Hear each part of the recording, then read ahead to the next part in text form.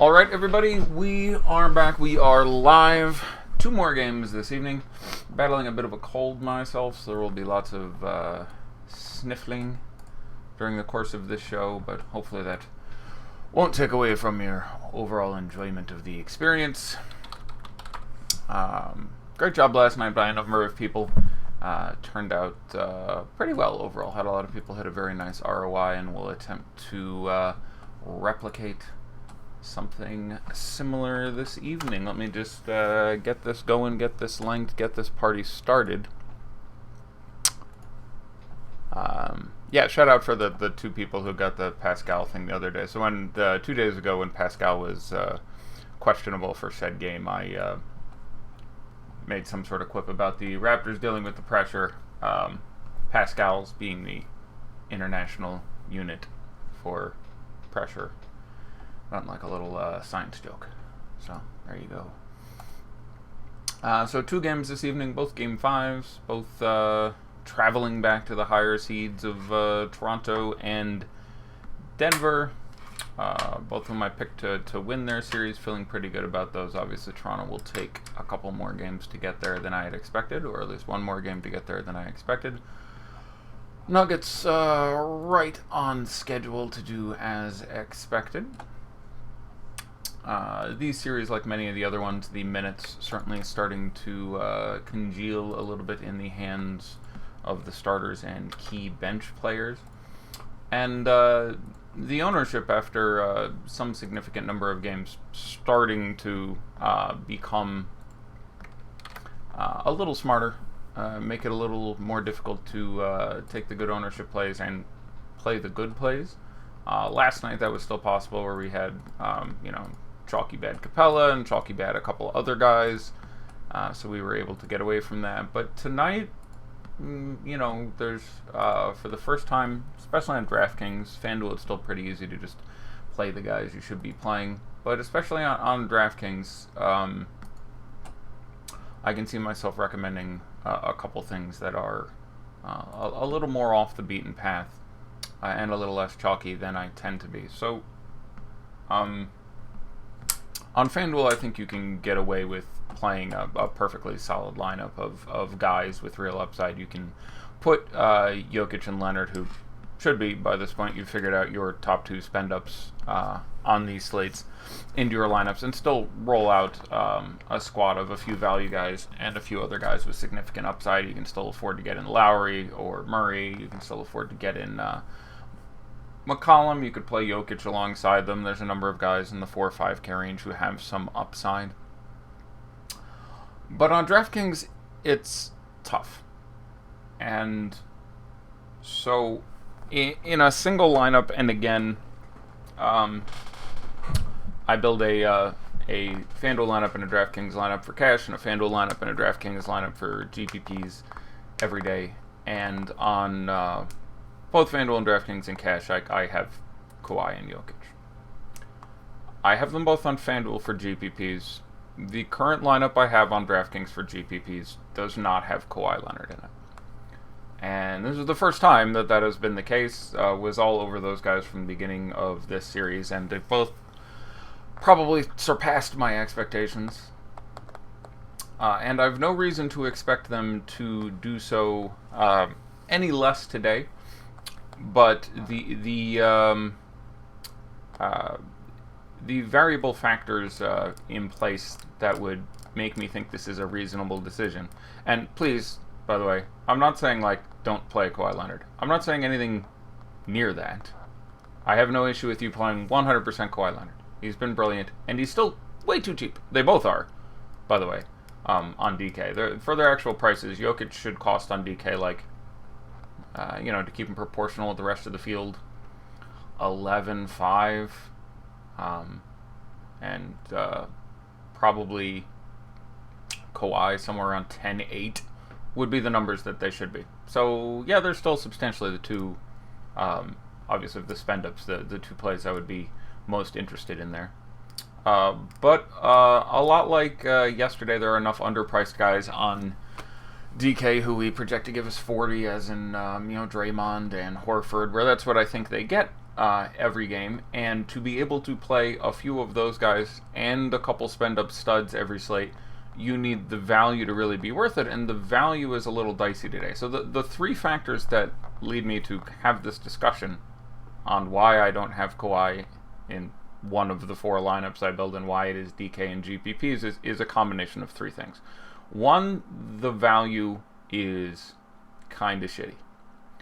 Two, the ownership has continued to accelerate. His price has gone up again, another $300, I think exactly $300 on both sites since the last slate of games today before yesterday. That's still well too cheap, but the ownership is going to go up even more. Due respect to our ownership projections, we have him in the mid-50s. I have him in the high 60s. I'll throw my spoon out there right now for my guess on Kawhi Leonard ownership at 67%. So I think the ownership increases again, and for what it's worth, he was at 66% and change, I think, last time. And there is obviously the narrative for the brilliant postseason he's having. Both Kevin Durant, Nikola Jokic, and Kawhi Leonard are having ridiculous series.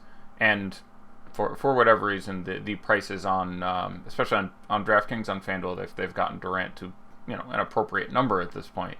But Kawhi is still just way the hell too cheap, both sides. But so the value, the ever-increasing ownership, and the fact that Kawhi, of those three players, and certainly of the two players on the slate tonight between him and Jokic, is the one who is playing more over his head. I love Kawhi Leonard. I'm not saying he's not capable of doing this, but I don't think he shoots 65-70% in this series on average forever. I don't think the massive amount of usage he has dominated out of the hands of relative, his usage versus all the other guys on this team. And again, these Raptors are 6 players basically at this point. I do expect Ibaka to continue to see a very significant portion of minutes. We'll talk about that in a second. But I do think this is a 6-man team now, and I don't have a lot of interest in those other guys. I think they will probably play 8 guys again. I would not be surprised if, again, we didn't see double-digit minutes out of anyone but those 6 guys. But I think his absolute monster usage is going to continue to obviously lead the team and be great, but I would suspect that over time, especially as the series evolves, you would see some of that usage flow to Lowry, Ibaka, Pascal, Gasol, Danny Green. And if I've got to let one of these go to give me a lineup I'm a little more comfortable with, I'm more comfortable letting go of Kawhi Leonard than letting go of Nikola Jokic. Again, and I guess he wasn't transcendent one game, this is just about the best spot you're going to get for Nikola Jokic. And he produces in so many ways. Not that Kawhi Leonard obviously doesn't contribute across the board, but the odds of double-doubles and triple-doubles are higher with Jokic. And certainly the getting his 10 rebounds is pretty close to locked in stone, and he's averaging, I think, just a hair under the 10 assists. But, he's 40 or 50%. I don't know what the odds would be of him getting a triple-double tonight, but it's significant. It's better than a third. There's a very real shot there. That shores up the floor again, especially when you're talking about on DK. On FanDuel, this is a whole different conversation. The price disparity between the two tilts you a little more towards Leonard, even with the addition of Tobias Harris as a small forward on FanDuel, where they moved him from power forward. Makes Kawhi a little less necessary, but still, due to positionality, you can get away with one of the few reasonably priced guys on FanDuel, or you could play Marc Gasol at center, which would allow you to play Kawhi and Guy. Like, there's FanDuel is a different conversation, although you really don't need to get away from playing both of them there. But for those reasons, and because I just think it's a little more likely that he fails is a big word, but let's say gets under 50 fantasy points, which very possibly gives you a chance of having a better lineup with other guys, I think is more significant. I need Kawhi to not get a ton of steals and blocks, and that is a movable feast. And,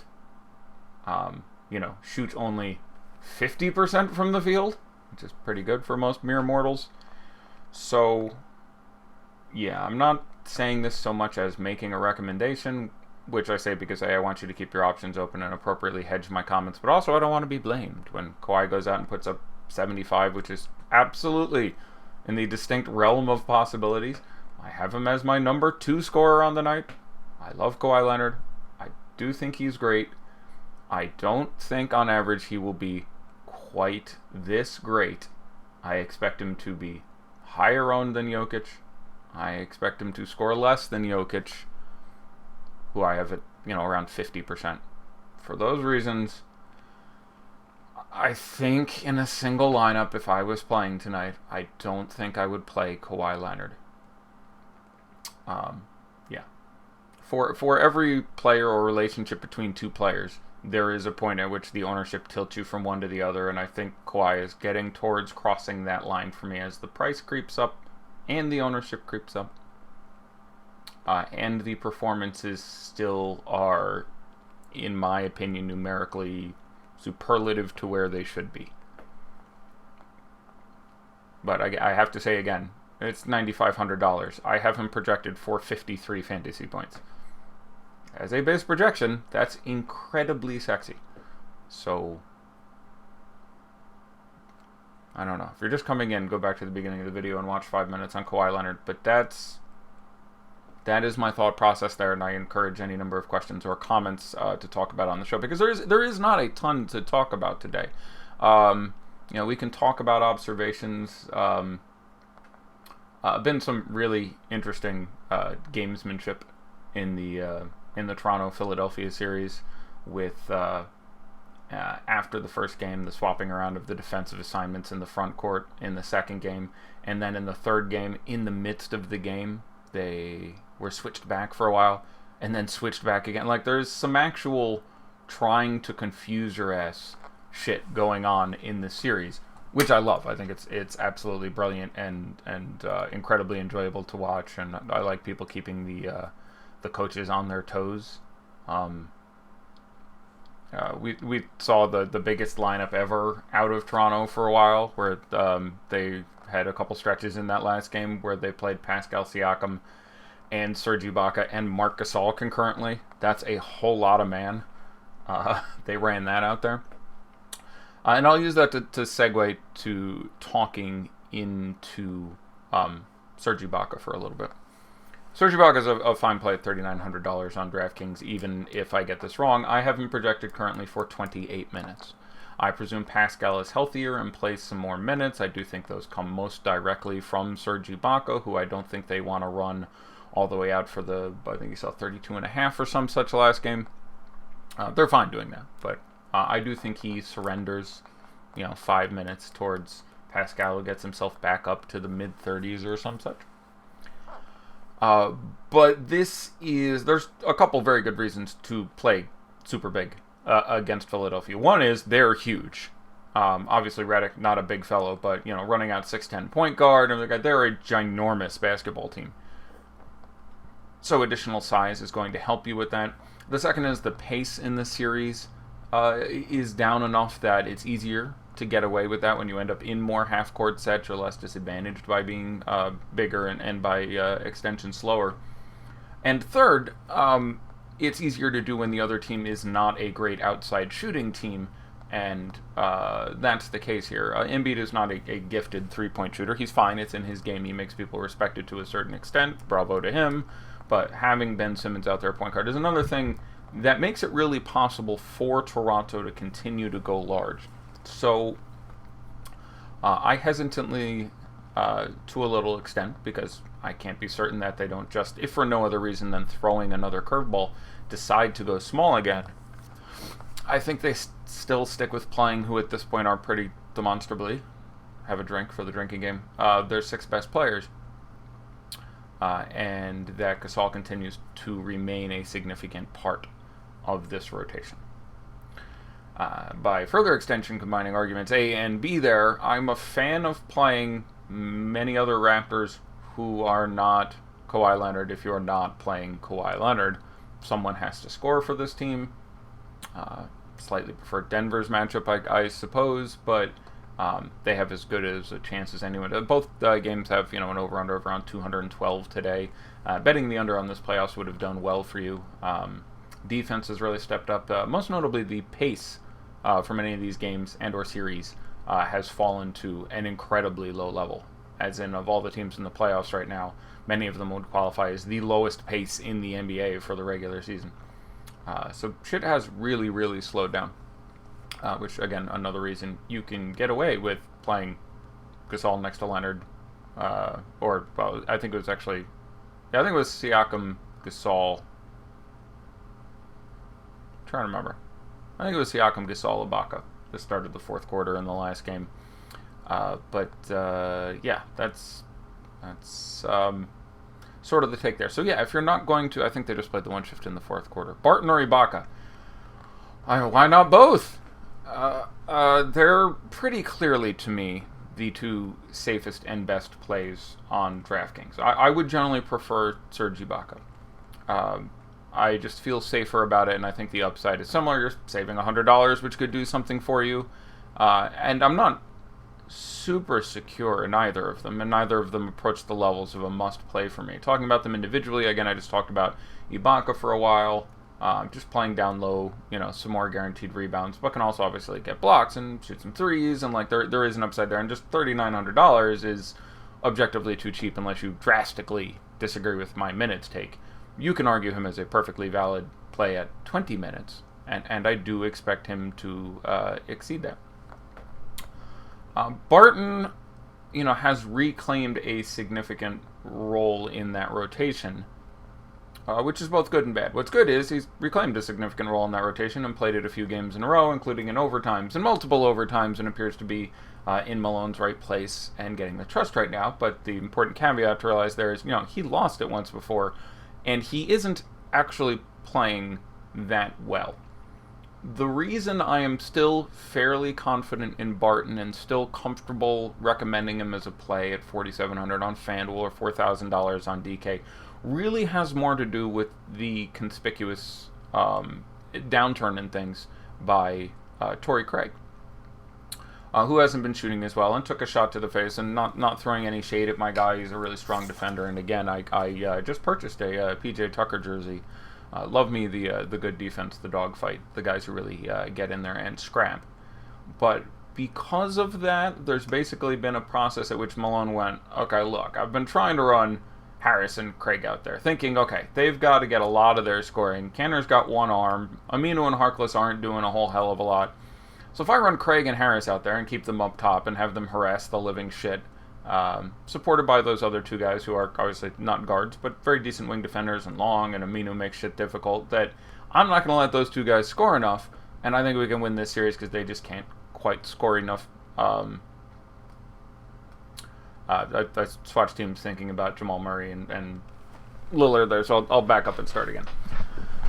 Basically, running your two primary defenders out there, if you have Craig and Harris on the court, they can guard McCollum and Lillard to a reasonable extent. They've made Lillard priority 1, McCollum priority 2. And Murray not a brilliant defender, so he can get hidden at some point on Harkless or Aminu or wherever you're going to stick him at a certain point.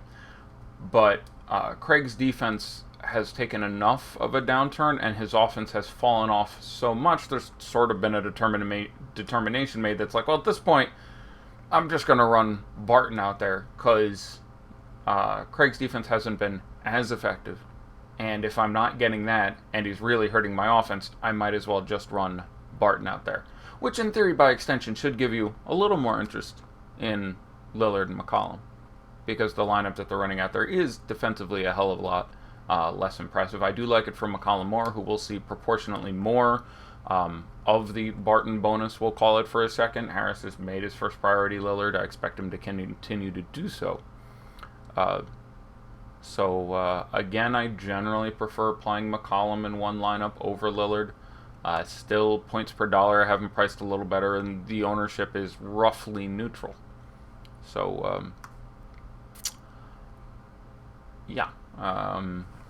Let's see, other things to talk about. But that was in reference to your Barton and Ibaka question. I probably slightly prefer Ibaka.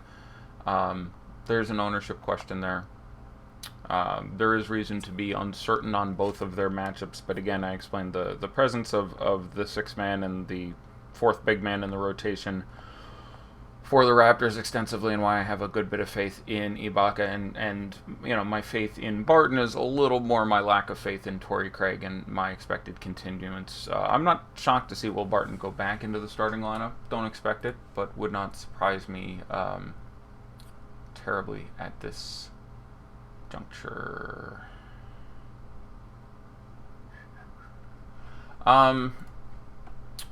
Alright, so I don't know, I'll look at some questions, and if I don't see anything huge, get into some other things.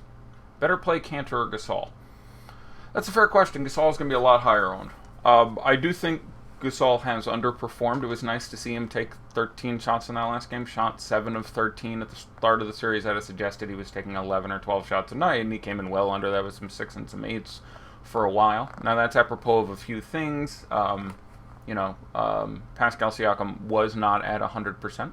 And if you're looking for a reason to be concerned with any number of the Toronto plays, be they Kawhi or other people, it's that, we presume that he is to some degree healthier today and will play some more minutes instead of just 29 and take some more shots in those. So that's a reasonable cause to be a little wary of the other guys we're talking about in this lineup.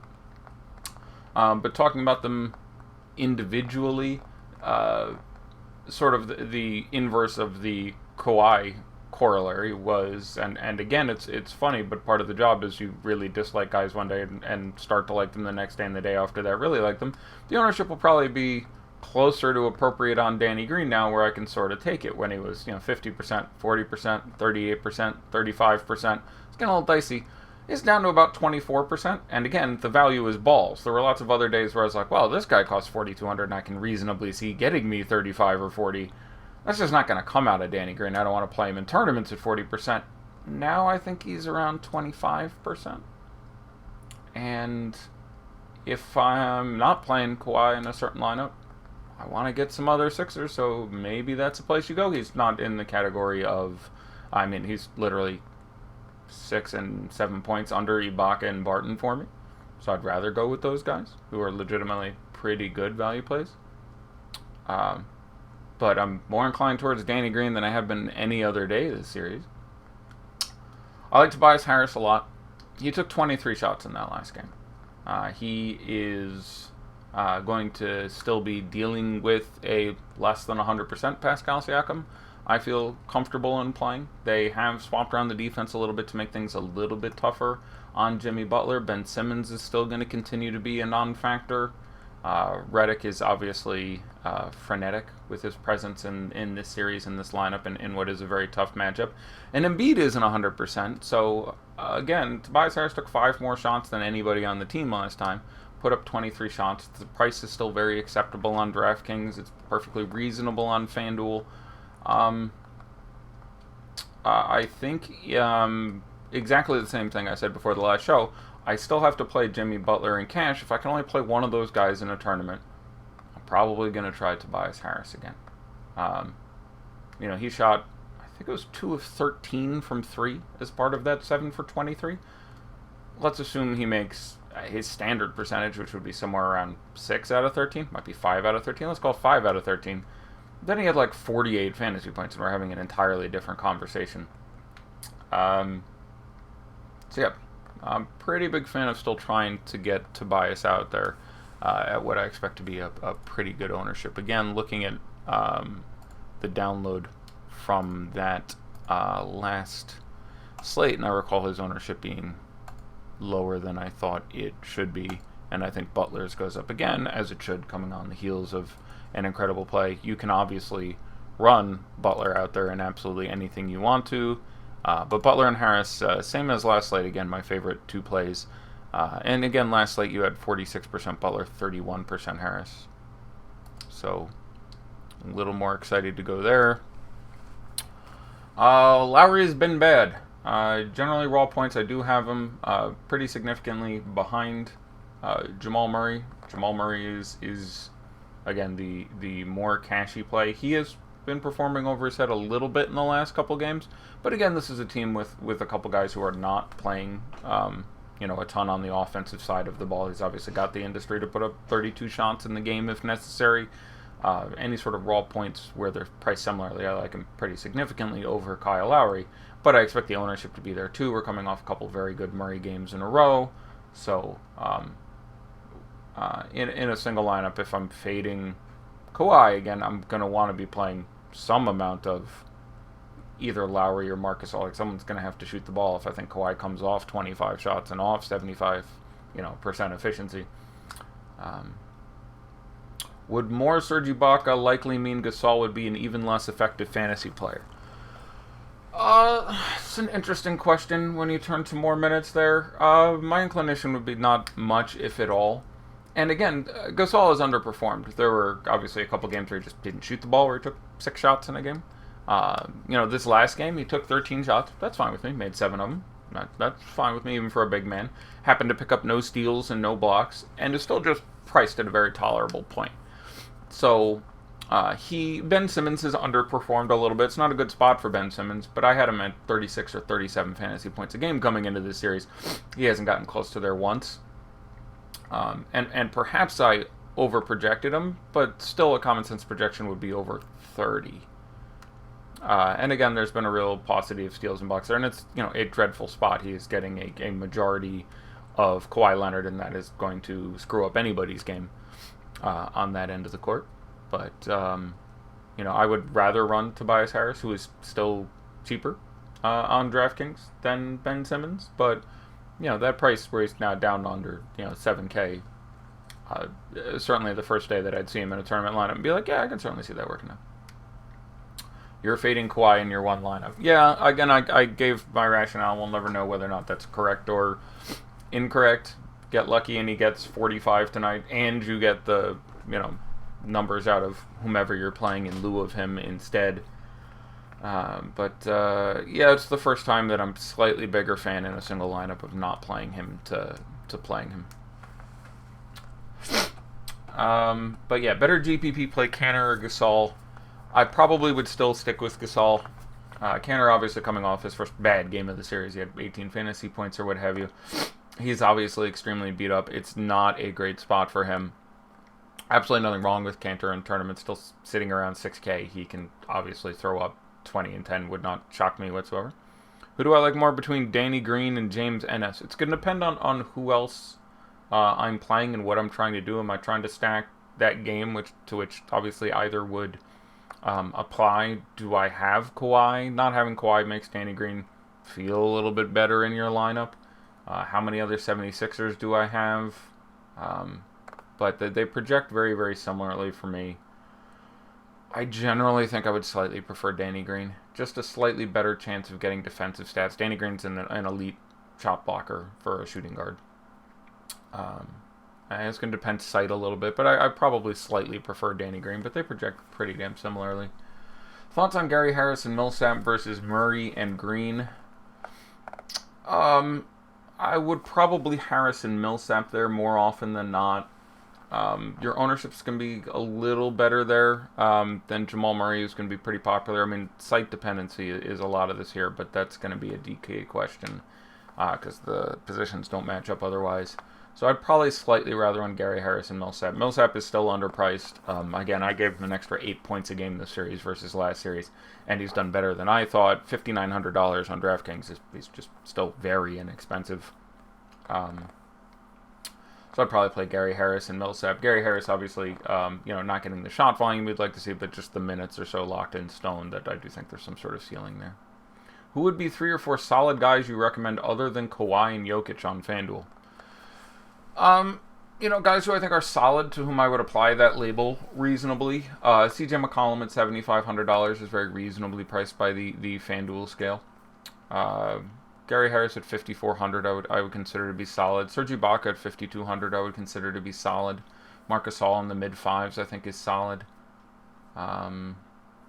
Tobias Harris's number at small forward certainly would qualify as solid. So all those are other guys I'd want to have some exposure to, and who I like at their prices.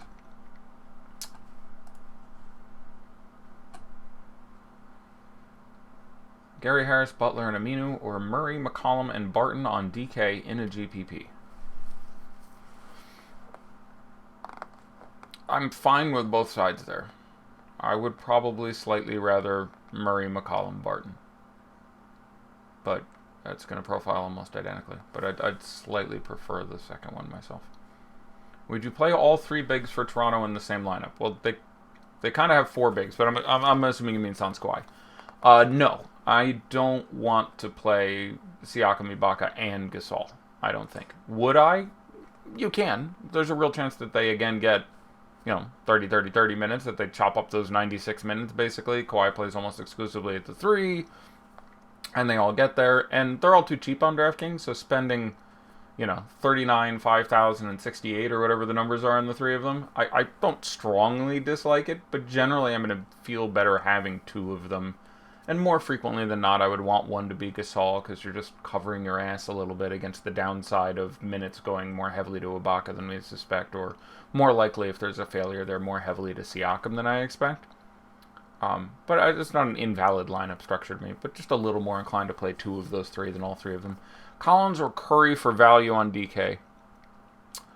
I would probably go with Zach Collins. If you're looking for those guys in the high 2s, they're pretty similar for me.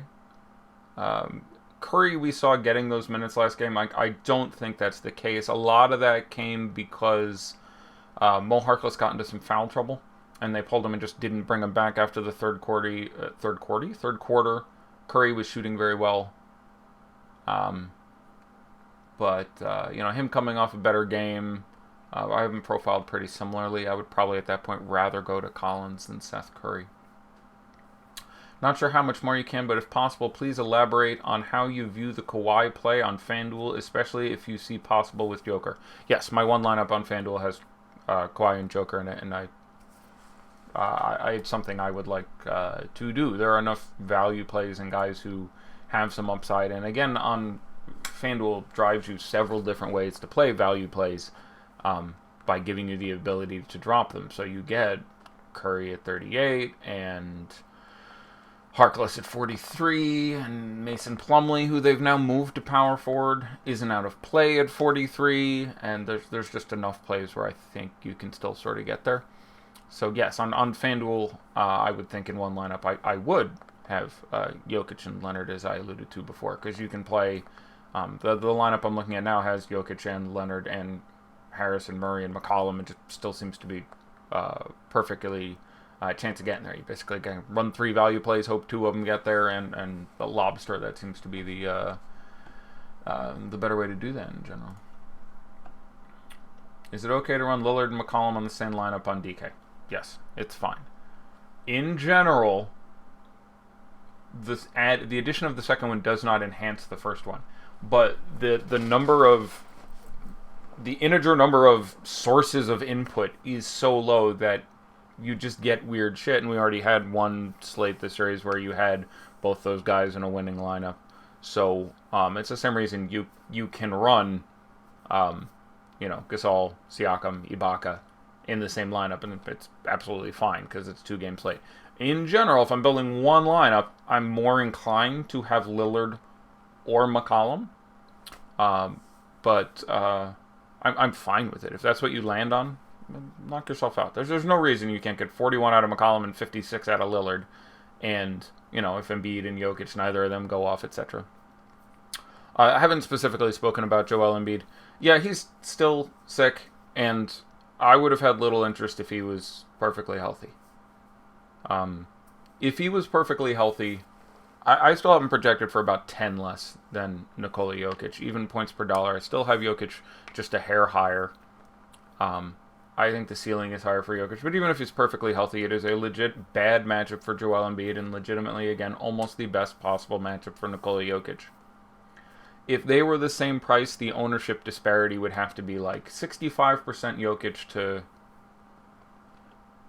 20% Embiid for me to be like, okay, I don't know which one I like more here. With a sick Jokic, or excuse me, with a sick to some degree Jokic, by the way, it should be pointed out, turned a knee a little bit or caught a knee. I'm trying to recall exactly what happened. Was a little banged up at the end of last game. I don't think there's a lot there. It's not something I'm particularly worried about, but it's worth pointing out. But with a a sick Embiid in a terrible spot and just more guys on that team who can, take shots. Like, oh, he's not feeling good. Tobias Harris will take 28 shots. Jimmy Butler will take 22 shots. JJ Redick will take 15. Ben Simmons will be a little more aggressive and drive. Like, there's just a lot of other places for that. So now I'm spending up on a guy who's sick and a really bad. Like, could it happen? Sure. But it really depends where we think the ownership is going to be. Now, the ownership is going to be low. Like, I don't view playing Embiid as a mistake with the understanding that, I haven't projected for a touch over 40 fantasy points in this game. Like, it's just points per dollar, not a brilliant play. But he already had a 60-something in this game. Gets the right drugs in him, feels himself, plays 35 minutes. Yeah, absolutely that can happen. So if you want to play Embiid, go ahead and play Embiid. But I just still don't think, unlike Kawhi, that Jokic's production has outstripped his raw numbers, what you would expect them to be in 39, 40 minutes a game, having the most touches per game of any player in this postseason. Like, it's just, this is what I would expect out of him. Kawhi's overperforming a little bit. Jokic is doing about what I would expect in this matchup, and him being ill and everything. It's a tournament play. You can absolutely do it. I don't think, I think he outscores Nikola Jokic tonight. Oh, God. 1 time in 5. Maybe it's 1 time in 4. I don't think it's 1 time in 3.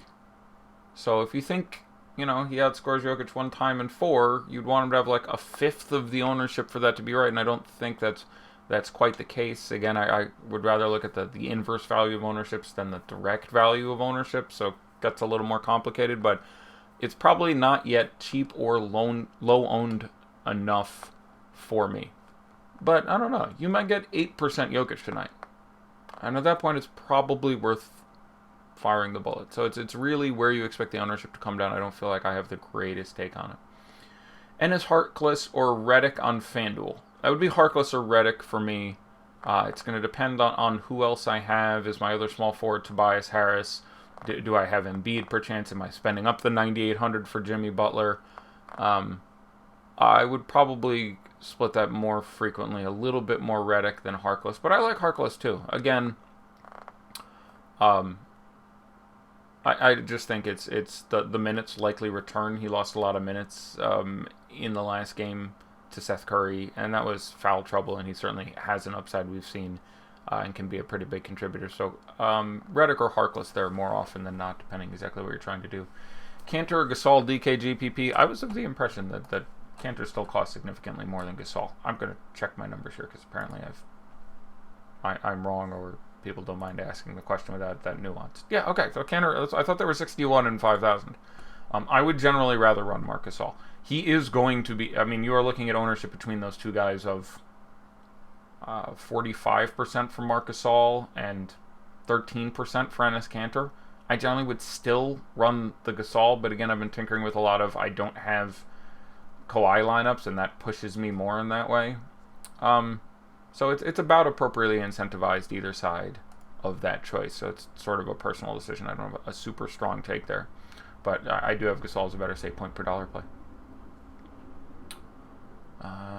Curry or Monty Morris on DK? I'm gonna go with Curry. Monty Morris's role is a little dicey for me. I can see Torrey Craig getting some of his time. I can see Malik Beasley getting some of his time. They're not doing a lot of him out there next to Murray. I'm nervous about Monty Morris. Ben Simmons 50% ownership on FanDuel.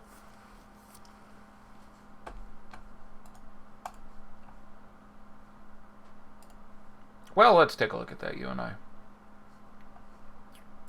I don't recall what his price was, so I have to look. 7,800. Yeah. Well, it's all right. So,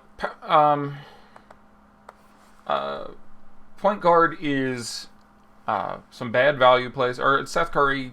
Again, all these guys are droppable. So you have Seth Curry. Plays that I don't consider out of the realm of human possibility at value would be Seth Curry.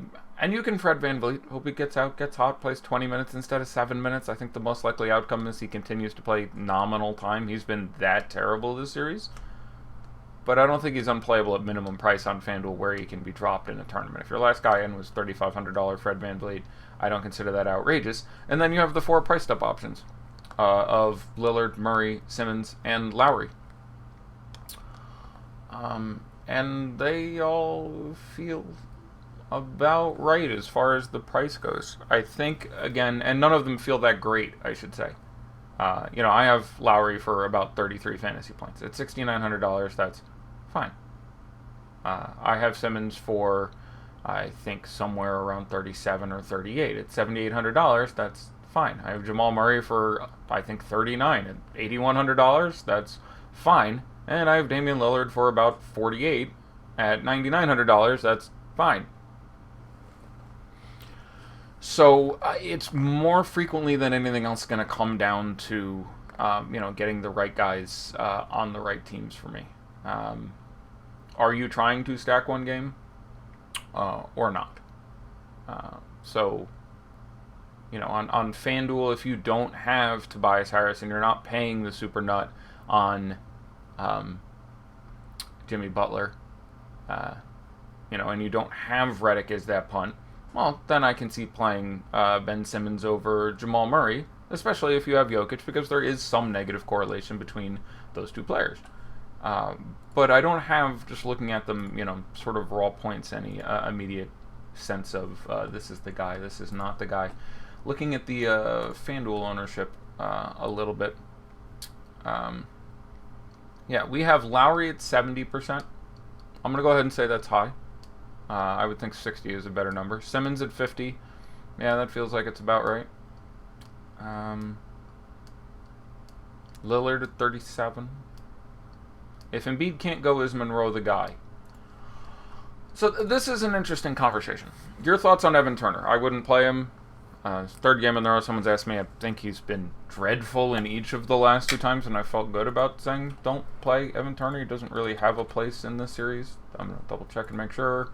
Played 12 minutes each of those two games, had 5 and 8 fantasy points. I'm not super excited in him. Now, in fairness, DK is $2,600. He might be the best $2,600. I'm going to take a look, because everything is obviously relative to price. I would prefer him to Norman Powell. I would prefer him to TJ McConnell.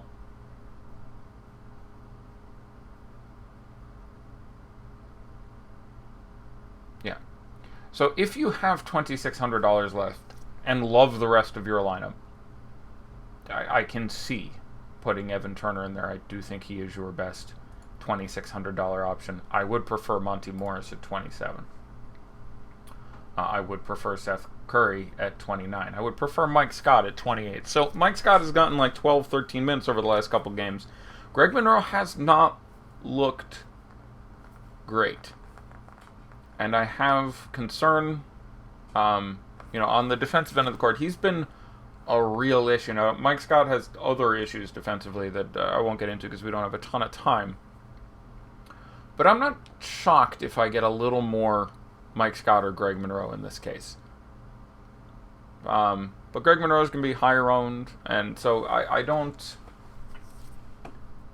assume Embiid is going to play. I'm really going to be surprised if Embiid sits out a Game 5 with the teams tied 2-2. Thoughts on Malik Beasley? I would prefer him to all those guys that I just mentioned, again, if the money is available. But it's a little bit desperate in that they've knocked him back to 15 minutes or what have you, and they're giving that time to Will Barton, and this is, the point in the series where, coaches squeeze up their ass a little bit. So it'd be a little surprising for me if they backed out and went with more Beasley.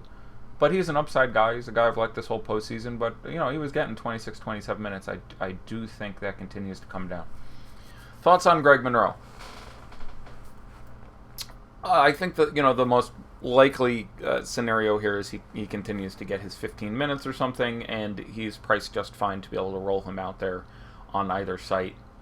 A couple people have asked me to look at the DK Showdown pricing. I think there you're actually saving some money if you go to Mike Scott, and I'm kind of thinking that, I don't know, where's Greg Monroe? You're not actually. Greg Monroe is 21 and Mike Scott is 22.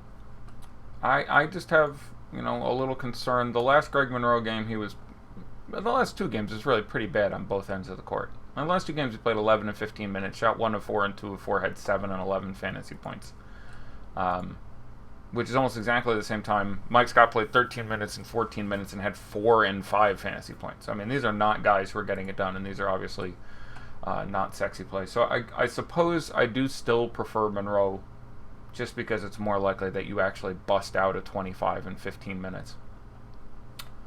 But both of them, I think, appropriately nervous about. So Monroe actually $1,400 on DK. Sorry, I had the thing toggled incorrectly. I got the captain price there. So Greg Monroe at $1,400 versus the tag on 22 for Mike Scott. I guess I'd still have to pretty significantly prefer Greg Monroe there. Certainly over any of the cheaper options. So yeah, in the showdown, Greg Monroe is still cooking for me. I'm fine with that. That's a good question.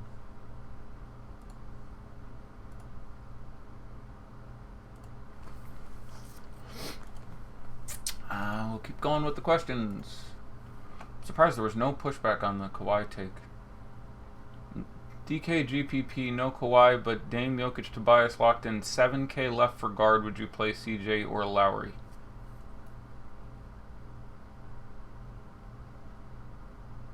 At that point, I would play Lowry. You have no Kawhi and you have Dame. That's enough double leverage for me. I would go that way. Favorite point guard for DraftKings in cash? It's probably Jamal Murray at $6,500.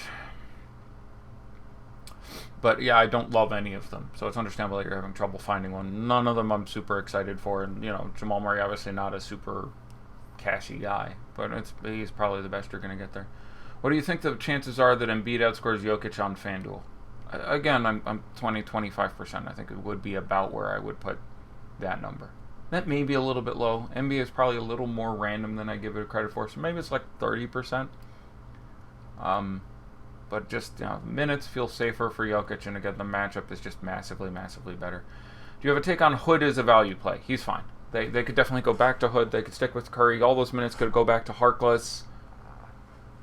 I don't really have a take. I have him as acceptable. I could make one up, but I just really don't have it. Can I get your take on Showdown prices? I'll take a look again. I just sort of discussed it for a second there. I do think Monroe of the super cheapies is probably the place you want to go most. Just looking at utility, so setting aside the captaincy prices, I would have, I think, Leonard is my captain the majority of the time. The price on Gasol is good. The price on Monroe is good. The price on Ibaka is exceptional. Price on Harris and Butler are good. Like, I imagine I would end up with a pretty chalky lineup with those guys. I don't think Scott is out of play. I think he is in line to maybe pick up a minutes increase, which is not the case for many bench guys here. I would stick with Harris over Simmons. I would stick with Butler over Simmons. I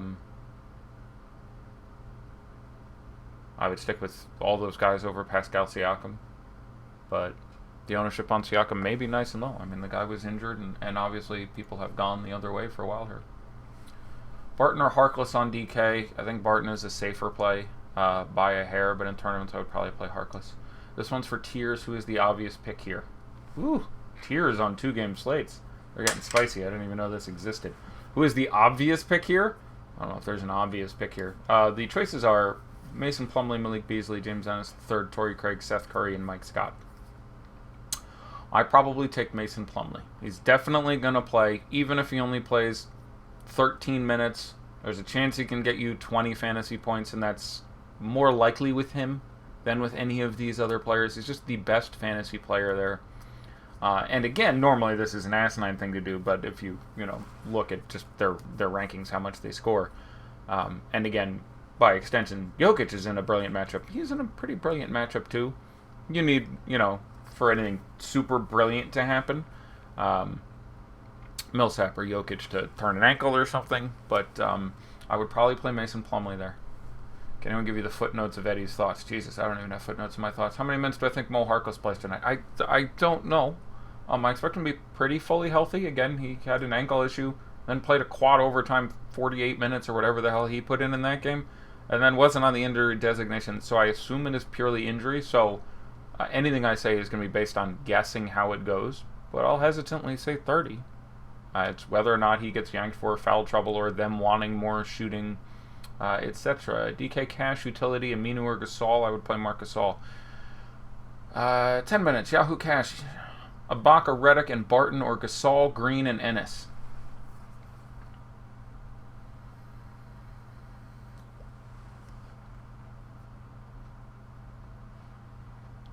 Play Ibaka, Redick, and Barton, but it's close. On FanDuel, one of the two players in each scenario would be the drop. Would you rather have the winner between Van Vliet and Plumlee or Seth Curry and Collins? Yeah,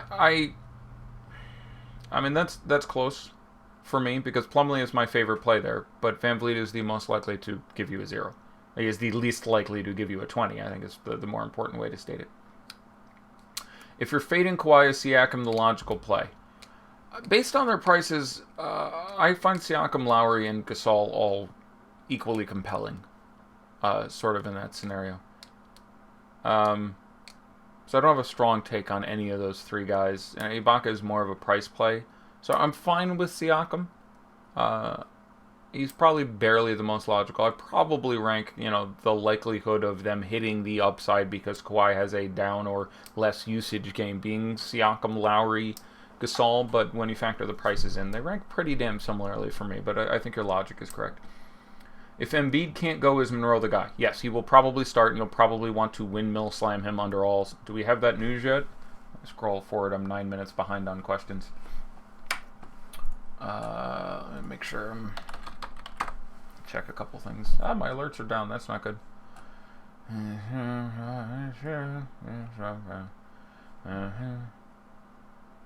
Yeah, okay. So he's out there and warming up and stuff, but we don't have a firm he's going to play yet, I don't think. So we're still waiting. Yes, I guess we should talk about that because potentially it could be big money and I should have... He'll play 12 seconds ago. Look at that. Right on time. So yeah, he would have to be dead. Not in Game 5 or whatever. I think we can be appropriately trepidatious about his output. And again, the ownership is going to be in the 10% range. So I'm still a little bit disinclined, but 10% Joel Embiid is the best Joel Embiid. It's just an upper respiratory infection. Joel Embiid is not the best Joel Embiid. But there it is. We found that news right when we looked for it. Monroe or Curry? Probably Monroe. With Embiid sick, you can see other ways that gets furry in a hurry. Too many people are going to go to Curry, I think, due to the absence of sexy value. So I'd probably go with Monroe. Neither of them feel brilliant. Plumlee or Collins, FanDuel. I'll probably stick with Plumlee there. DK, GPP, Jimmy, and Good. I'm guessing that's supposed to be Hood or Gasol and Tobias. I would play Gasol and Tobias more often than not. Thoughts on Plumlee and other possible? I've done Plumlee a few times now. Yahoo Cash, Danny Green, Lowry and James Ennis, or Redick, Harris, and Ibaka. I need to know which Harris that is. I apologize. Calidor. There are 2 on the slate. Van Vliet, Aminu and Embiid, or Ibaka and Jokic. I would play Ibaka and Jokic. Who do I like raw points? Danny Lee, which I guess is supposed to be... Or is that Danny, Lee, or Redick? I have Redick for more raw points than any of the other ones that's supposed to be.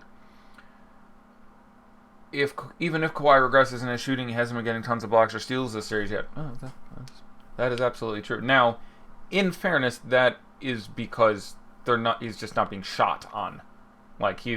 Players he is defending are shooting the ball 8 times a game. So the blocks make sense. But yeah, the steals should be at 2.5 or something. Is Embiid and Simmons production negatively correlated? Not significantly.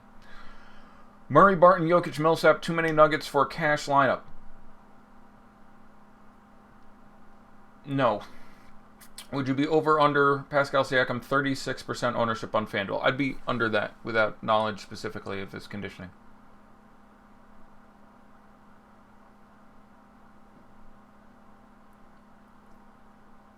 Gary Harris. All right, scrolling up to your earlier question so I can find it. Okay. Green, Lowry, and Ennis, or Harris. Gary Harris, Redick, and Ibaka in cash. I would play Redick, Harris, and Ibaka, which means it was going to be Redick, Harris, and Ibaka either way, because certainly Tobias I have for more points than Gary, so I made you do all that work for nothing. 3,600 and under utility, DK, GPP. Do you prefer Ennis overall? I doubt it in GPPs.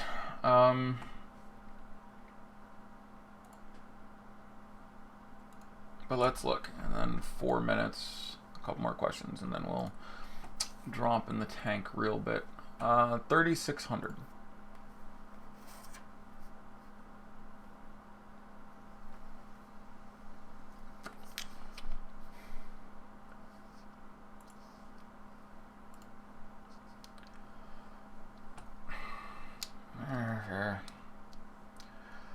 Ennis is your best raw points play. I probably play Mason Plumlee for ownership and, a slightly higher upside. But Ennis is probably your best play. That's the easiest way I can explain it. And Ennis, I still have projected for more than 20 fantasy points and has been getting consistently a couple more minutes every game where he's into the mid-20s. I think I'd probably have to go with that. Questions. We did that. You are welcome. No, you did not have the best ROI yesterday. Someone had 120 to 1. But your 65 to 1 is still very impressive. Congratulations. No, it was fun because a couple of people built a bankroll. There were like 2 people who's like, hey, I haven't played more than $5 a night. And now I've got a couple $100 and like now I can play $20 a night going for it. So that's always exciting for me to see people who are, building a bankroll. Is Murray, Harris, and Jokic too much for a single lineup on FanDuel? Nope. Again, you're maybe at the point where you're starting to negatively correlate, but barely, and it's a very, very small slate. Plumlee or Collins, I will still Plumlee, I think, based on where I expect the ownerships to be. But, yeah. All right, in the tank here.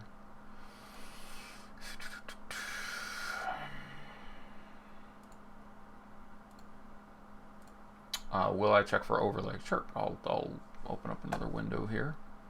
Take a look if there is room to do some of that. No problem. Checking the big full team slate on FanDuel, and of course there's the early showdowns, but there hasn't been a lot of overlay, and the site should be given credit. They're running out 300, 400, 500 grand a day, and they're consistently filling them, sometimes hours ahead of time. So I'm impressed, pleased, honestly, because more money that's out there. Not just the more money can you potentially win, but also the profit margin is better because you just get more fish in the pool when they see $500,000, $100,000 to first. People get pretty excited. So 2 minutes.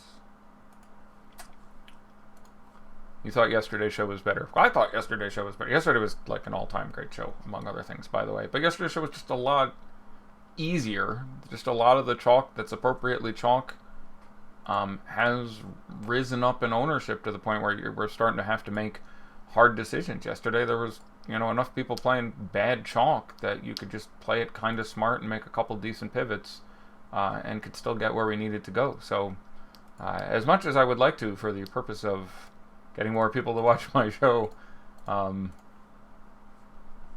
invent edges where they don't exist. I try to talk through the few things I think could be edge cases, but yesterday, frankly, we got very lucky. Everything went the way I thought it would. Hopefully it happens again today, but yeah, there's just not as many obvious you should do this type situations. So, it is not a day where I'd want to, super invest or spend more just because there's not a pile of news there. Second game, start building with Jokic, Captain, and Murray. I don't think Murray is as much of a must. And Jokic is going to be 93% owned looking at that slate. So, I'm thinking of edges only in late game slates. Harkless jumps out to me as there's a real chance he still plays 33 minutes and he's still incredibly cheap. And a guy who can do steals and blocks and make his threes and, has had some big minutes in the series. And, I imagine he will be under-owned where he should be. But just the ownership on Jokic will be appropriately massive, and on Murray, really, really significant. And obviously, you got to play one of those guys, but maybe it's one and not two. But yeah, I'm trying to think of edge guys I'd want to get in there. I'd probably try to stay away from Seth Curry because he's going to be, the most popular value play. I'd probably rather go back to Zach Collins, hope that works out, and Jokic boxes Enes Kanter out with a sledgehammer again, and he has to sit down. Collins would be the guy to get the time there. Aminu's been really consistent. His ownership's been a little under what it should be for a while here. Would really have to get a better feel talking about it for McCollum and Lillard, because they're all points I do prefer McCollum, but there is always an interesting sort of back tension in DFS where sometimes it's just about gross point guy, and if McCollum gets, 42 and Lillard gets 54, when you get that 1.5 times, there's a real chance that you still wanted Lillard as your captain if he outscored Jokic, and there's just a lot going on there. So it's tough to say, and frankly, the amount of skill in industry you can apply to a one-game slate is pretty limited. So let's look at some ownership on Duel of the Fans. Here we go. What do I got? Where is it? All right, full slate. We'll look at full slate first. Apparently, I can look at both. So the 350K shot is apparently the largest tournament. Ben Simmons, 30%. Yeah. Kawhi Leonard, 68. Yeah. Serge Ibaka, 45. Yeah, the number on DK is going to be north of what we had it pegged at. It's going to be quite a number. Fred VanVleet, 17. Yeah, ambitious. Pascal, 28. Not far off our 35 projection or what have you, but a little bit less. Redick, 26. I kind of like that at small forward. Kawhi, we did already, was 68. Danny Green, 38. Lowry, 50. So Lowry, 50. Simmons, 30. And VanVleet, 20. So that's exactly half of our ownership. And the other half is going to be Murray and Lillard, with little bits of, the scrubs and that's right, Seth Curry in there. So that's almost exactly 100%. The remaining 100% will be 50% Murray, 40%, 45% Murray, 40% Lillard, and 15% Seth Curry will be what's left in the second slate. Looking over to DraftKings. You are not logged in. Well, fuck you. Thank you for that important notification. Do I have? Okay, there it is. I thought there weren't any entries. People starting to slack. Did I see 500K? 500K playoff spectacular. Chris Davis has been scratched. When you send something to everyone in the baseball channel. Okay, what do we got? Export lineups to CSV. Comma separated value is what CSV stands for. The things people need to know. Kawhi Leonard, 71. Yeah. I could have pushed him a little higher. So that was my theory there. There has to be a point at which you don't play Kawhi Leonard. On a 2-game slate, playing historically well, 71% was where I drew the line. Again, I think I had him at 67 or 68. But that's a huge number. That's why I went there. And then the number I'm really happy to see here, or the numbers I'm happy to see here are Jimmy Butler, 51, Tobias Harris, 27. I'll take Tobias Harris there for $1,100 less and half the ownership. I have Butler projected 8 points higher. But, again, Harris took 23 shots in the last game. I like the matchup for him a lot. Serge Ibaka, 47%. I feel pretty good about that. I'd want a little more. Kyle Lowry, 35. Sure. Marc Gasol, 24. Big fan of that. JJ Redick, 23. Sure. James Ennis, 21. Fine. Ben Simmons, 18. Which is amazing. Ben Simmons is under 7K and 18% owned. I would want more than that. Pascal Siakam, 16. Yeah, I'd want more than that. You're obviously dealing with how healthy he is. He was doubtful before the last game. He was not on the injury report. Only 1 day off between games. But 16% on 2-game slate is too little for him. Danny Green, 16. See, that's what I was saying. And Danny Green's ownership, has been progressing downward. That's about the point. It's basically the opposite of Kawhi Leonard. At the start of this series, I had basically the same projections for these players as I do today. Kawhi, I had a little bit less. I had Kawhi a hair north of 50. Now I have him up towards 54. I had Danny Green right about at 20. So their production I had almost exactly then as I do now, but at the start of the slate, Kawhi Leonard was like 41% owned.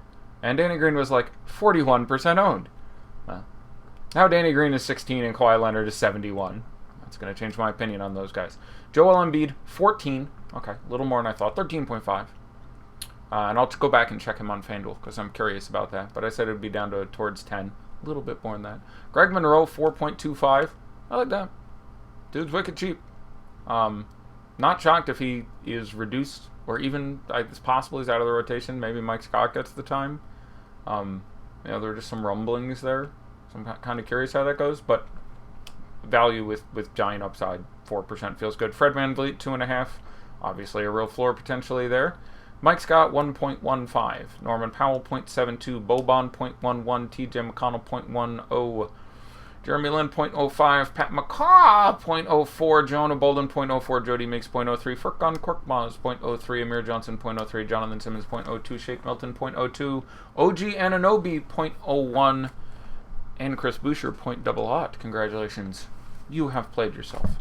OG Anunoby still recovering from his appendectomy, though apparently recovered from his post-concussion issues. Chris Boucher not playing today with a sore back. Thanks, everyone. My pleasure as always. Again, congrats to winners last night. Always nice when a plan comes together. Tobias Harris with 6 fantasy points in the first 2 minutes. How much does Kawhi have? 4.5 in the first 2 minutes. I don't know. Yeah, nothing made me nervous like, okay, I'm going to have to start the show with a 10-minute rationale and not playing Kawhi Leonard sometimes. It still made me nervous. I mean, he's been sublime. But I do think that I can make a indefatigable, difficult to oppose statement that there has to be a point where even where he is underpriced, which he clearly is, he's fadeable.